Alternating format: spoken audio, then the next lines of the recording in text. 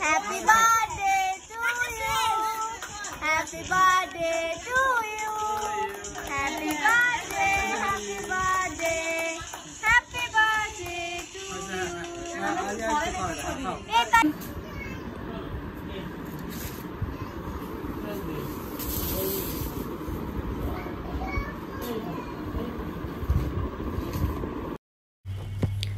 আসসালামু আলাইকুম, কেমন আছেন সবাই? আশা রাখছি সবাই আল্লাহর রহমতে ভালো আছেন। আলহামদুলিল্লাহ আমরাও ভালো আছি। তো ছোটোখাটো আরও একটা ব্লগ নিয়ে চলে আসলাম আপনাদের মাঝে।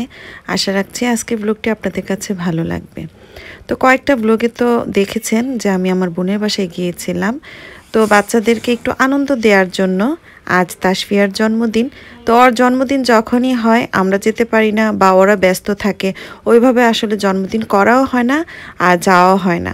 আর এই উসিলায় যেহেতু ছুটি পেয়েছি, সবাই একসঙ্গে হয়েছে, তো সেই উসিলায় ভাবলাম যে বাচ্চাদেরকে একটু আনন্দ দেওয়ার জন্য তাসফিয়ার জন্মদিন করি।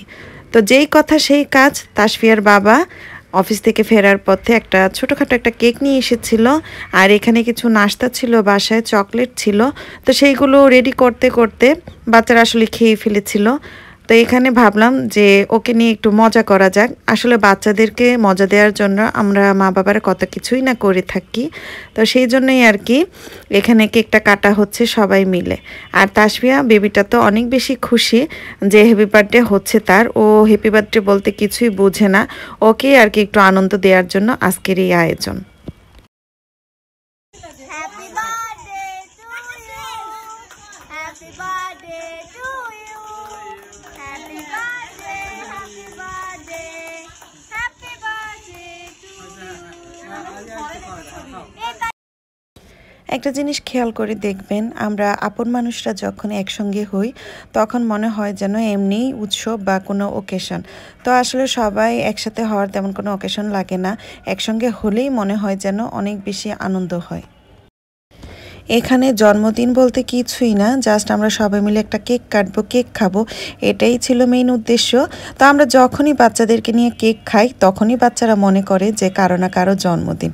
তো ওরা কিন্তু কেক কাটার সময় সব সময় অন্য কিছু বলুক আর না বলুক, ওরা বলবে যে হ্যাপি বার্থডে টু ইউ। তা আসলে বাচ্চারা যা দেখে তাই শিখে, এটাই হলো কথা।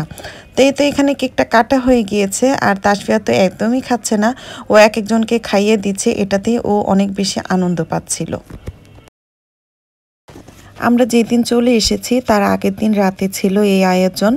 তো সবাই মিলে একটু মজা করলাম, যেহেতু পরের দিন বাসায় চলে যাব, আবার কবে একসঙ্গে হতে পারবো বা দেখা হবে।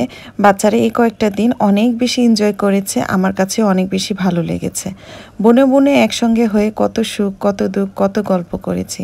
আগে একটা সময় ছিল যখন দেখতাম মা খালারা এই হাসতো আবার এই কাঁদতো একসঙ্গে, তখন মাঝে মাঝে ভাবতাম যে এটা আবার কেমন, এই তো কাঁদতে দেখলাম বা এই তো হাসতে দেখলাম, এখন আবার কান্না করছে কেন বা এখন হাসছে কেন। এখন দেখি আমাদের নিজেদের মধ্যেও সেই রকমটাই আর কি হয়ে গিয়েছে।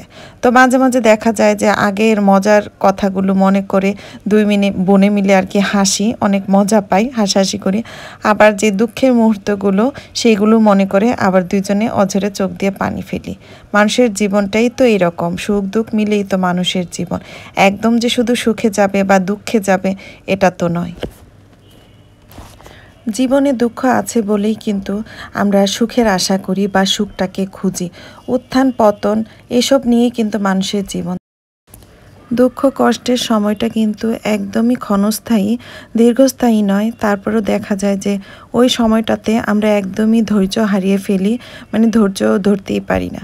তো আমরা যেহেতু মুসলমান, আমাদের এই সময়টাতে ধৈর্য ধরে আল্লাহর কাছে দোয়া করতে হবে যাতে আল্লাহ তাআলা সেই ধৈর্যটা ধারণ করার ক্ষমতা দেন। আর আমরা যেহেতু মুসলিম, আমাদের জন্য সুখটা যেমন নিয়ামত, দুঃখ কষ্ট অভাব হতাশা দরিদ্রতা সেটাও আল্লাহ তাআলার পক্ষ থেকে একটা নিয়ামত। তো চেষ্টা করব সব সময় ধৈর্য রাখার জন্য, আল্লাহর উপর বিশ্বাস রাখার জন্য। আল্লাহ তাআলা নিশ্চয়ই সব কিছু সমাধান করে দিবেন একটা সময়। তো এই তো দুঃখ নিয়ে বসে থেকে মন খারাপ না করে কাছের মানুষগুলোকে নিয়ে যতটা সময় বেঁচে আছি ভালো থাকার চেষ্টা করব। তো আজ এই পর্যন্তই, সবাই ভালো থাকবেন। আল্লাহ হাফেজ।